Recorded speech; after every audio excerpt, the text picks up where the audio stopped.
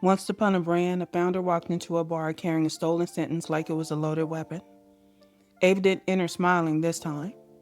She came through the door with her coat folded over her arm, her laptop bag hanging from the other shoulder, and her phone clenched in her hand so tight it was calling for mercy.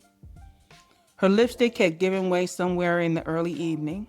One side of her blouse had came untucked. Her hair was still trying to hold it together.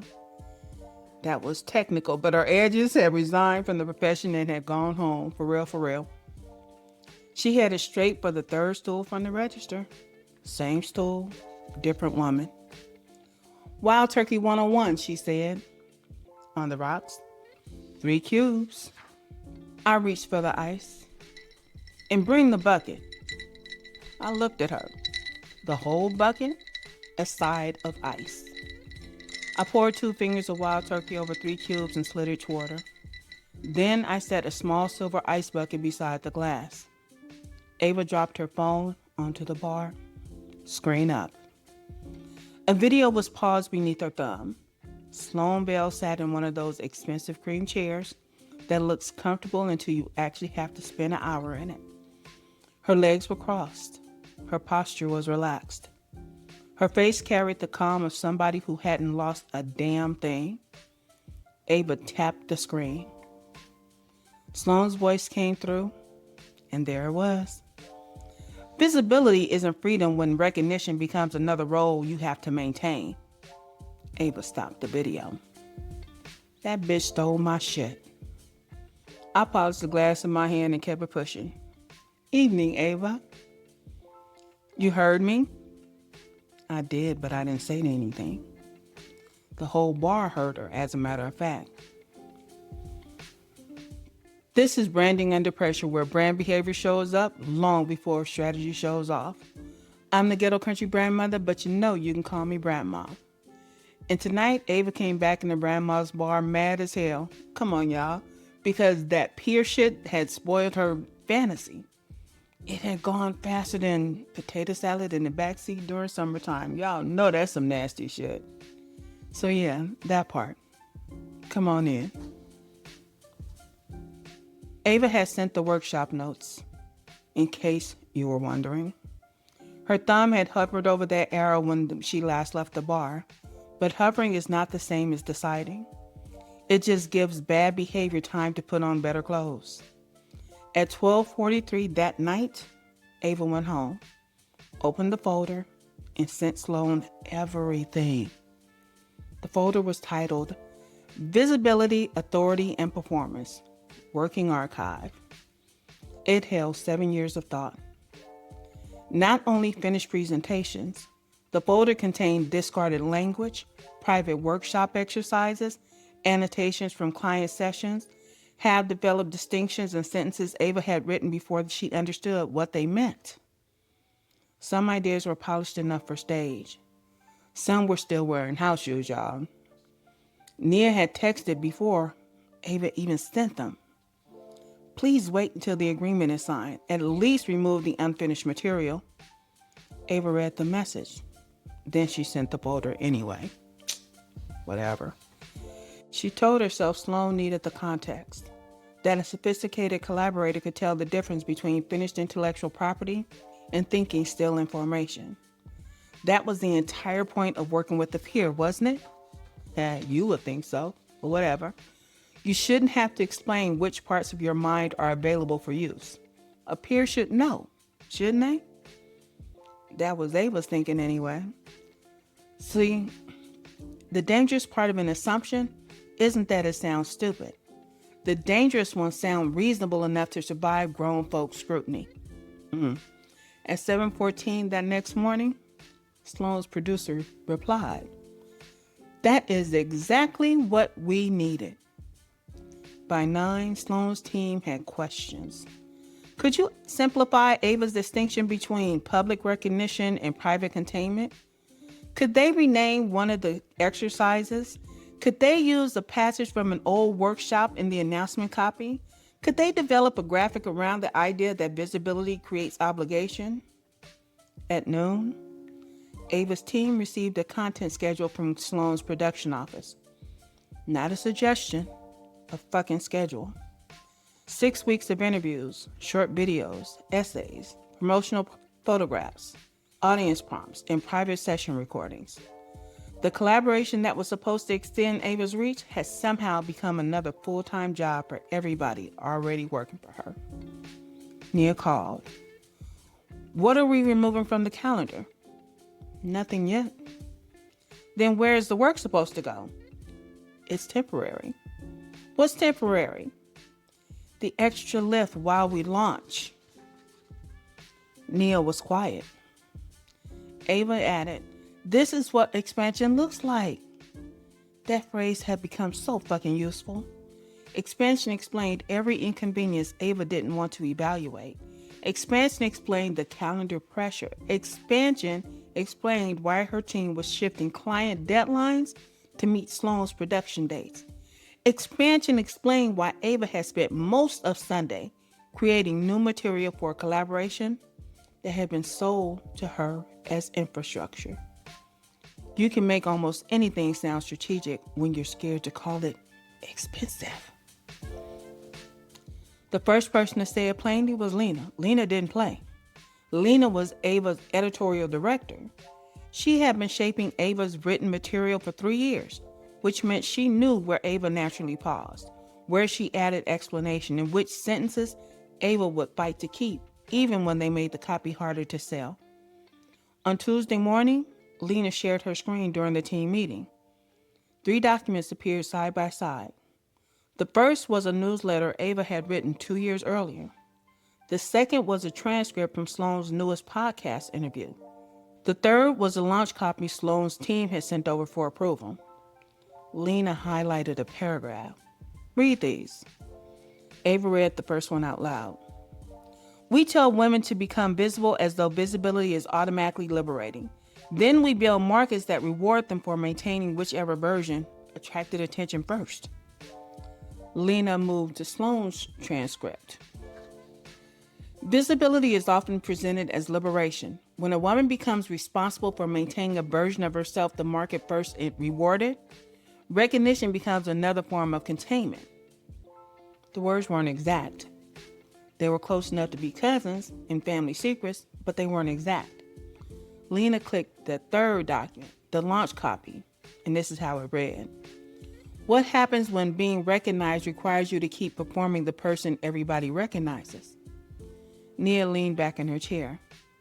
That's Ava. Ava kept her face neutral. It's related to the work we're building. No, Lena said. I don't mean the subject sounds like you. The sentence sounds like you. Ava didn't answer. Lena continued. It opens with the accepted belief. Then it interprets the belief. Then it turns the consequence into a question. That's your pattern. My pattern? Your cadence. Ava folded her arms. Are we auditing sentence construction now? Nobody laughed. Nia said, we're trying to determine whether we're collaborating or supplying her new voice. Ava's shoulders rose. Only a little, but just enough. We are not going to become one of those teams that sees theft every time somebody uses related language. That's not what I said. I know what you said. Lena lowered her screen. Ava continued.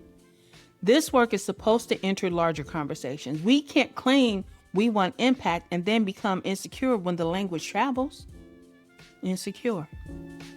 There it was. Ava used the word before anyone else could apply it to her.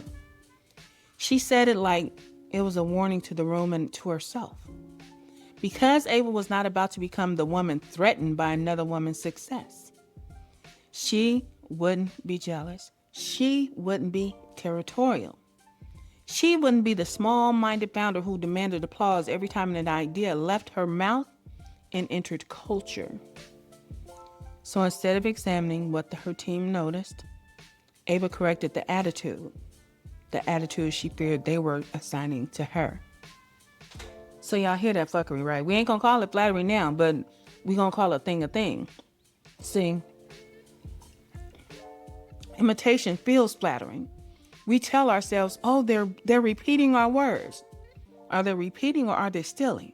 because we won't sit down and say that shit out loud. We sit here and act like somebody's just, oh, they love us. They love us. No. Oh my goodness. This bitch. Y'all, she done went sideways. And she does not want to admit it. People are pointing things out to her. And she's saying, oh, we are not like that. We are not that petty. Baby, what homeboy say on them videos? I'm petty. What? No, petty-luya. That's what he be saying. But it's a whole ass situation. And she don't want to recognize it. But you know what? Let's get back to her story. We're going to get back to it. Ava ended the meeting with an instruction. We stay focused on the launch. Nobody contact Sloane's team about this until I've handled it. She hadn't handled it. She had contained the witnesses. Yeah, come on now. The truth was, Lena had noticed something larger than mimicry. Ava's voice had already become repeatable. Inside unmuted leadership, team members used a private phrase, write it in Ava. It wasn't disrespectful. It was a workflow. When Ava didn't have time to draft an article, Lena wrote it like Ava. When a client needed a welcome message, someone wrote it like Ava. When a conference organizer requested a promotional quote, team wrote it like Ava. There was an internal voice guide, not a public-facing brand guide with personality words like bold, warm, or disruptive. Ava hated the shallow shit. This guide was precise. Start with a respectable belief, expose the demand hiding beneath it, connect the demand to women, leadership, or visibility. Ask a question that makes audiences recognize its own participation.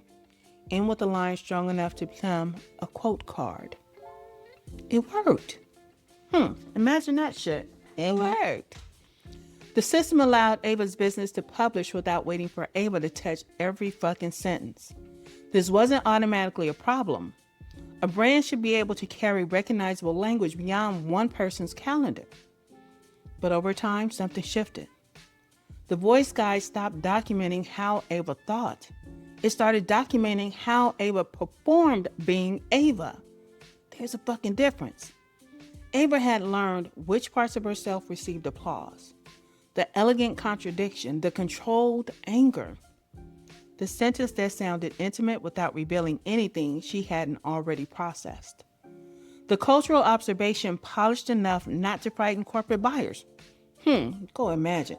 The sharp question followed by a graceful exit. That's some pretty shit right there. That version of Ava booked stages. It sold workshops. It looked damn good in print beneath the black and white photograph. It was also becoming a costume. A very profitable costume, but still. Costume nonetheless. And once the costume has instructions, somebody else can put that shit on. Bet. Sloane's team had the notes, the recordings, the presentation deck, and the production capacity to study the seams. They didn't need Ava's life. They needed the repeatable pattern the market already rewarded. Sloane wore that shit like butter. Do you hear me? Easier than Ava on some days. Sloane hadn't lived inside the insecurity that produced the work. She hadn't carried those early workshop binders through the hotel lobbies. She hadn't fought to name the ideas while clients asked whether she can make the language more accessible. She got the finished rhythm. She didn't carry the blues that made it. The costume always feels lighter on the person who didn't have to live inside the crazy of it all. Come on. Sloane's next interview was on a show with an audience 4 times larger than Ava's. The host introduced her as a cultural curator, investor, and founder of Veil Society. Then the host said, "You always had the ability to give language to what powerful women are experiencing before the rest of us catch up." That bitch just smiled. Language is how we know and experience is shared. That was the Ava answer. Not the words, the architecture. The interview moved into visibility, influence, and the emotional labor of remaining recognizable. Sloane used Ava's distinction without using Ava's name for any of it. That mattered. Naming the framework might have required naming the founder. You think? Instead, Sloane's raggedy ass, and I added the raggedy ass, Sloane's raggedy ass translated the work into broad cultural commentary, familiar enough for Ava to hear herself, general enough for everybody else to assume Sloane had arrived there all by herself. Go figure. The comments spilled quickly. This is why Sloane is different. She always says what everybody else is afraid to say. I've never heard visibility explained this way. Nia sent the clip to Ava with no message. Ava replied, I'm watching. Then, we're building shared language. Nia answered, shared language usually has shared attribution. This time Ava didn't respond because the numbers were climbing. The clip hit 100,000 views before lunch. Sloane tagged Ava in the final slide of a 10-slide carousel. Not in the opening, not beside the idea, the final fucking slide, and this is what it read. This conversation continues soon with Ava Sinclair of Unmuted Leadership. Yes, it looked generous. It also looked strategically tidy as fuck. Sloane owned the idea for 9 slides. Ava, that chick, entered as the upcoming guest. Audience size had become emotional leverage. Every view told Ava not to interrupt. Every share suggested the correction would cost momentum. Every glowing comment made attribution seem less important than access. Reach can do that shit to you. It can make you feel petty for protecting something small while standing next to something big. But the thing being protected wasn't small. Audience was smaller. Her contribution was not. How many of us covered that large audience? We think if we can get and share on their platforms and get access to their audience that we're doing a thing. It's like, and then the people that are giving it to you expect you to be grateful for that shit. It's like, bitch, you came from me. This is like I tell people all the time. When I talk about being respectful, y'all know how I do in my house. This is Brandma's house. How I do in my house is how I do in my house. But if, on the off chance, I invite myself to your house, like asking, can I be on your podcast? Can I be a speaker at your event? I'm going to respect your house. I'm not going to act the zip damn fool in your house like I act in mine. But still, just because you have a large audience, if you come ask me to come to your house, you already know what I'm coming with. If you ask me to tone it down, tame it down, do something, whatever, no, I'm not going. Don't invite me. Because now you're asking me to be something other than what I am. And yes, I'm going off on a tangent, but no, you got a big ass audience, so you think you the cat's meow. And oh Lord, I sound old as fuck when I say that. But just so you know, reach is not proof of authorship. Yes, you have a big ass audience, but that don't mean you wrote it. You know what? I left myself a note here. Borrowed reach always has an interest rate. Check what the lender expects to own when the bill comes due. I don't know why I wrote that, but I wrote it. But anyway, let's get back to this whole story. Sloane wasn't standing over Ava demanding silence. She didn't have to. The audience was doing that work for her. Let me make something clear. Sloane wasn't sitting in a candlelit room plotting how to become Ava Sinclair. She didn't want Ava's business. She wanted language that could deepen her own. The distinction didn't make her innocent. It made her believable. Sloane's success came from recognizing what had cultural heat and moving it into rooms quickly. She didn't think of herself as a thief. She thought of herself as an amplifier. In Sloane's mind, Ava brought developed thinking. Veil Society brought production, audience, sponsors, and distribution. Sloane believed her platform changed the value of whatever entered it. Whatever, check. She believed translation was contribution. Curation was contribution. Reach was contribution. And because her team had already spent money developing the Salon series, Sloane didn't see herself taking anything. She thought she was investing. When Ava finally requested a private call, she began carefully. I want to make sure we're aligned on how the ideas are being attributed. Sloane didn't become defensive. She became confused. I thought the point was to develop shared language. It is. Then I'm not sure what you're asking. Ava looked at the notes on her screen. She had prepared examples. She didn't use not a one. My team noticed that several of the recent pieces sound very close to my existing work. We've been working from the archive you sent. I know. You sent it so we can build from it. I know. Sloane paused. Have we used something you don't want included? There it was. A clean question that Ava should have been prepared to answer. Ava looked at her notes again. She didn't want one idea removed. She wanted her contribution recognized. Those were different requests, and she hadn't separated them before the call. I want the collaboration to feel mutual. It does to me. Sloane said that kind of softly, not maliciously. That almost made it worse for Ava. My company has invested a significant amount in development already. We created the concept deck, secured production partners, and started sponsor conversations before there was a revenue attached. Ava heard the unspoken math. Bitch, I can count. Sloane had infrastructure. Ava had ideas. Both thought they brought the valuable part. Sloane continued. I don't think the audience needs a citation trail every time one of us speaks from the work. Your name is on the series. Ava's jaw tightened.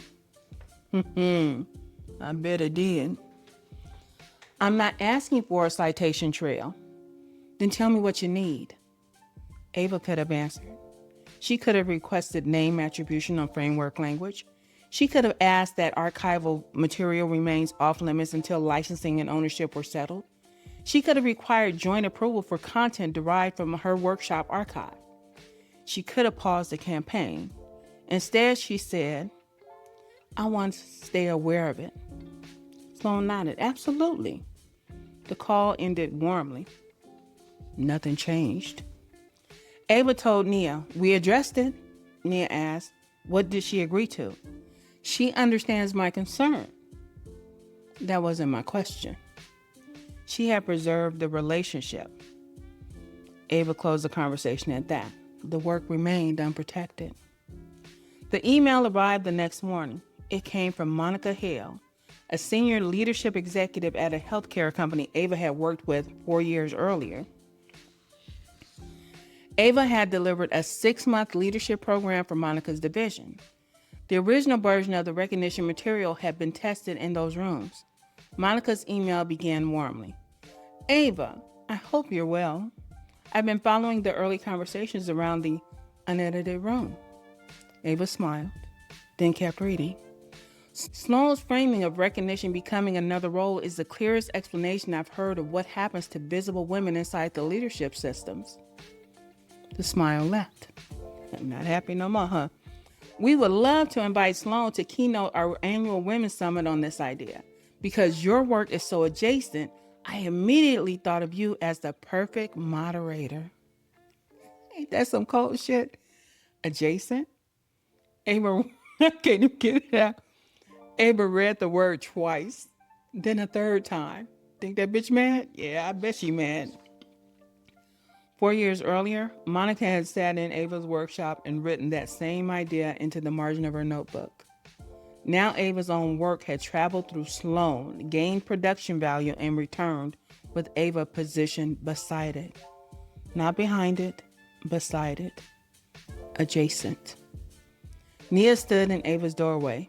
You saw it? Ava turned her laptop around. Nia read the email. I'm sorry, don't. Just don't. I'm not saying you caused what Sloane did, but it sounds like you are. I'm saying this is what we warned you could happen. Ava stood.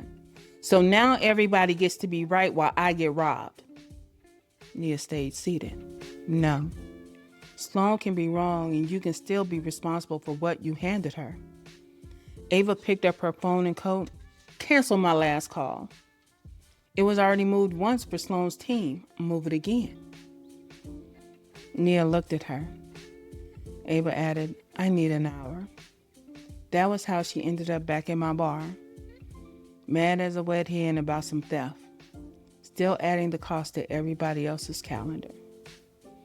Ava dropped another cube into her glass. The bourbon had gone pale. She took a sip and made a face. Really? Then she added another cube. You keep making it weaker, I said. I need it cold. It was already cold, baby.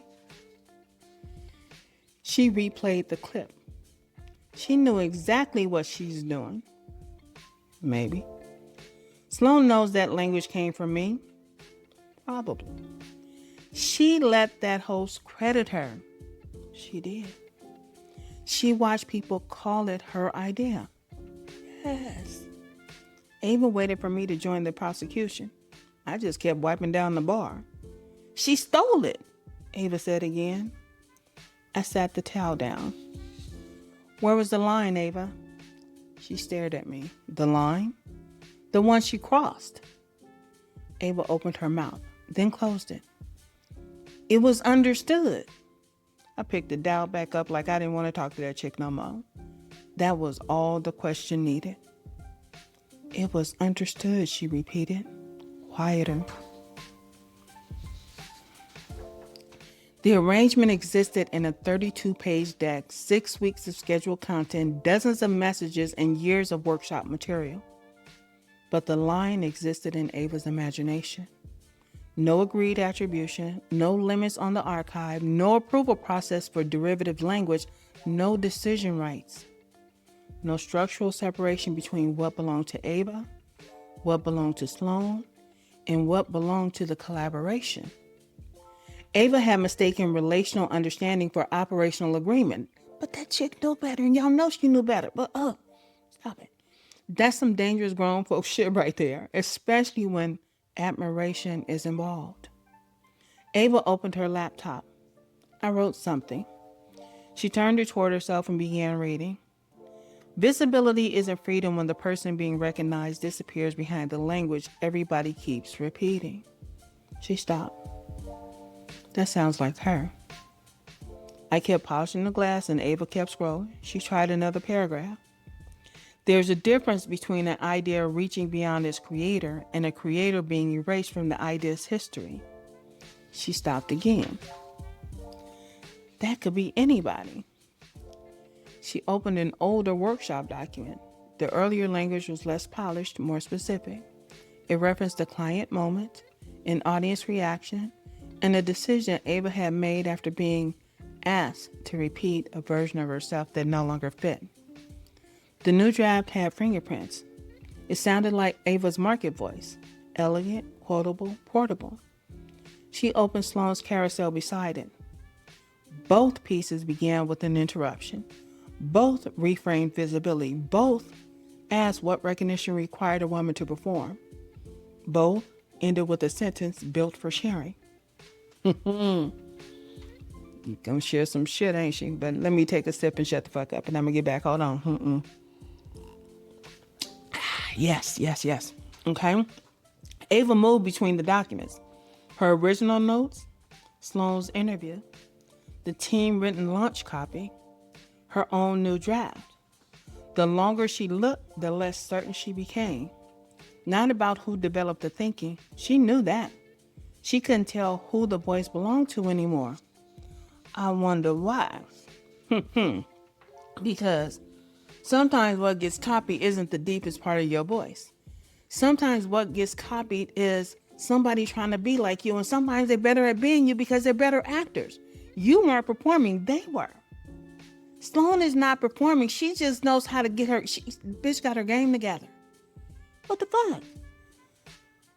Some notes I left myself. Your brand voice should be able to repeat without turning it into a repetition. Just because you have something to say doesn't mean you have to say the same thing over and over and over. There's a million different ways to say I love you, in actions and words and gestures and suggestions. But we think the only way to show love is to say, I love you. No, the fuck it ain't. What else did I put a note on here for myself? A copy voice can expose the distance between what you believe and what you've learned to perform commencement. Yeah, that one don't make no sense. When the costume sounds more natural than somebody, yeah, don't give a fuck about that. But yeah, folks will copy some shit, and I'm gonna move on because I don't know why I left these notes for myself, but I left myself some notes. But let's keep it pushing. Ava closed the older workshop document, then the carousel, then her draft. For the first time that night, she turned her phone face up without checking what happened after the screen went dark. For me, this is when beds kick in. And what I have for beds, this is about a brand. I can't even say it. I told y'all this is a mouthful. Founder brand fit forecast. And in that whole shenanigans are beds. BEDS. And it's something. I'm not about to pull out a whiteboard in the middle of Ava's bourbon and turn this into a fucking seminar. Beds is just one way to examine whether the brand still fits or the founder is just carrying some shit. B, behavioral alignment. E, energetic capacity. D, desired congruence. Yes, I know I've heard like congruence. And S, structural fit. Can't even get that part out. But Ava's problem wasn't confined to somebody stealing her language. Her behavior was contradicting what she said mattered. She wanted recognition for her contribution, but she performed indifference whenever naming her contribution might make her appear threatened. Bitch, I'm not threatened, I'm just right. She called that fuckery some maturity. Her energy was already overextended, hers and her team. The collaboration didn't remove a fucking thing off her plate. It added content, travel, interviews, review cycles, while her team kept servicing the existing business. She called that shit expansion. Her desire wasn't wrong. Recognition of contribution is a legitimate desire. Founders should want the work they develop tested and carried to be acknowledged. But Ava's desire became distorted by who was offering the recognition. Sloane's reach made the opportunity feel like proof. Ava didn't only want the work to travel, she wanted the right person to confirm it was worthy of travel. She called that bullshit alignment. Then there was structure. There was none. There was production, there was speed, there was a beautiful ass deck, a promising audience, and 2 names printed on matching type or in matching type. It's not structure. Structure decides what happens after the chemistry is gone. Who owns what? Who approves what? Who can use what? Come on now. What stays private? What happens when the audience credits the wrong person? What gets removed from the founder's existing workload? Where does the collaboration stop? Ava had answers for none of that shit. She had a feeling, and feelings are a lovely company. Yes, they are. But they are most assuredly not reliable as architects. They don't know how to build shit. You don't have to repair all the beds tonight. Just notice that, you know what? Them bitches is arguing, they fighting. Where does your behavior contradict your stated position? That's what Ava needs to know. What is your brand requiring your energy to carry? Ava don't know. Has a valid desire been bent around somebody else's approval, audience, or access? I ain't gonna say Ava don't know, but y'all know she don't know. What structure is missing because the relationship felt too promising to slow down? Sweetheart, it's not shame. That's information. It's the kind you need before you rename Misfit as opportunity and move it into your house. Can't let all them bitches come up in your house like they all willy-nilly. Now, here's a little shit talk for you. Ava blamed theft. Sloane asked was shady. We all know that. So let's not play like it wasn't. She knew the archive came from Ava's work. She let audiences credit her ass without correcting the record.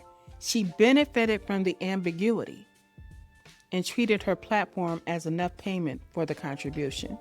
I got big numbers, bitch. You can't touch me. Ugh, shady motherfucker. That's some slick shit, ain't it? But Sloane didn't create Ava's need to be recognized by somebody she considered a peer. She didn't create Ava's fear of looking jealous. She didn't force Ava to send an unfinished motherfucking thing. She didn't tell Ava to silence her own damn team. She did not make Ava call overextension expansion. She benefited from all that shit though. All of it. Another person can exploit your pattern without creating it. That distinction matters because making Sloane the whole problem will leave Ava vulnerable to the next sophisticated person with a larger audience and a tasteful dinner invitation. All right, Brand Baby, this was not the original end of this episode, but technology was like, bitch, you just talking a bit too much, so we need you to wrap it up. And it gave me what technology normally gives me on a good day or a bad day. But technology losing the recording is not the point. Whatever it didn't record, that's fine. We're not going to rewrite the ending. We're not even going to re-record the ending. I got shit to do. But understand this, Sloane's behavior, yes, that bitch was straight shade. She knew where the work came from. She benefited from the confusion and accepted the credit. But she hadn't earned a lick of that shit. None of it. She treated the size of her platform as if that's all the payment Ava needed. That's some disrespectful shit. But on the flip side, Ava was still responsible for the access that she allowed, that she kept giving her. She kept saying it was okay by saying nothing at all. Both of those things are true. Ava sent her unfinished work. She didn't have an agreement. There was nothing signed that said, you know what? I'm going to take care of you and you're going to take care of me. She dismissed the folks that was trying to be in her corner. She wasn't being a hater, but she also was not paying attention to the people who had her back. I tell y'all all the time, like Ice Cube said, I'm rolling with the people who roll with me. But she rolled with that bitch that had a bigger platform, that she felt would give her some type of credibility by association. And then to be pushed to the adjacent side, I had to cut to the white meat. Hey, this is the whole thing. It's why I create the resources that I create and why I try and give them acronyms like BED. Messy bed, an unfit bed, an unkept bed. Sweetie, it's all a thing. Because Ava's behavior, it contradicted what she claimed she valued. She was being shady as shit to her own self. Her energy and her team's energy, it was carrying all the weight of a so-called collaboration. Come on now. That doesn't make Ava responsible for somebody else's dishonesty. I'm not putting that shit on her. It makes her responsible for, you know what? Take note of this shit. Why is that door still open when your people are telling you close the fucking door? But no, you walked in it eyes wide open. That's on you. So when Ava came to the bar to bitch about her theft, Brandma was like, yeah, I hear you. But I want you to listen to the harder question. It was never whether Sloane crossed the line. It was whether Ava had ever put the line there in the first place. Could Ava see the line? Could Sloane see the line? And if Ava never created the line, this is her shit. If she never created the fucking boundary, then, you know what the fuck? But I got shit to do, and evidently it's too early for booze, and I had to re-record this. So I'm going to let y'all go, and I'm not going to count y'all out. But it's in my heart. So say it to yourselves. 5, 4, 3, 2, 1. You know what it is. If you don't, go look at it, or season 1, okay? I love y'all live. Deuces.